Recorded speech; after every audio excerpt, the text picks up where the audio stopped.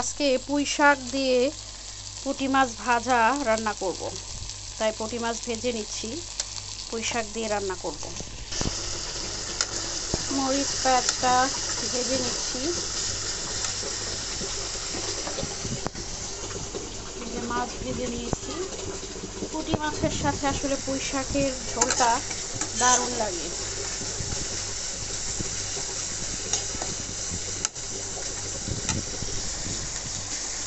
লবণ দিয়ে নিয়েছি।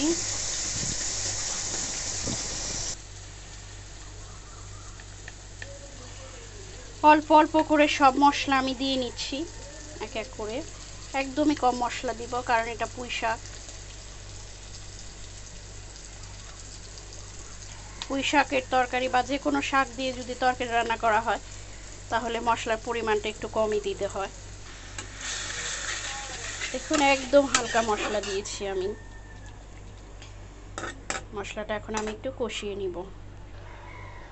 শাকটা আমি দিয়ে দিয়েছি, এখন শাকটা সেদ্ধ হোক, তারপরে মাছ দিয়ে দিব। দেখুন একদম সেদ্ধ হয়ে সারলো প্রায়, যে সুন্দর। এটা কিন্তু চিংড়ি মাছ দিয়েও খেতে অনেক মজা লাগে। এভাবে একদম অল্প মশলা দিয়েছি আমি, একেবারে বোঝাই যাচ্ছে না যে মশলা দিয়েছি।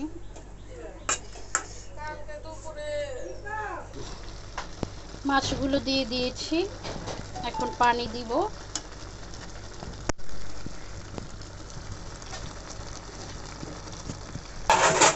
এই যে পানি দিয়ে দিয়েছি।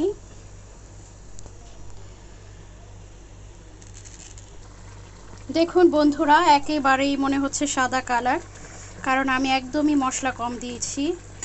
এই রান্নাটা আমার আম্মু করতো, আম্মু মারা যাওয়ার পরে এই প্রথম করলাম, অনেক দিন পর করিনি, তো অনেক বছর পর এটা খেলাম, খাবো আর কি, এখনো খাইনি।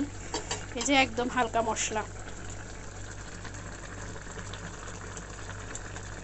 আসলে রান্নার এই শব্দটা কিন্তু অনেক ভালো লাগে। দেখুন বন্ধুরা, কত সুন্দর হয়েছে পুঁই শাক দিয়ে পুঁটি মাছের ঝোল। ঝোলটা বেশ ভালোই লাগছে। এখন আমি খাবো। এই যে খেতে বসে গেলাম,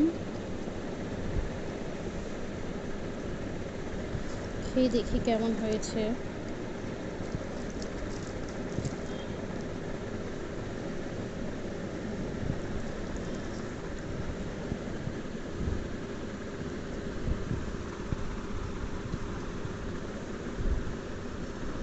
দারুণ হয়েছে খেতে, খুবই মজা লাগছে, অনেক দিন পরে খাচ্ছি।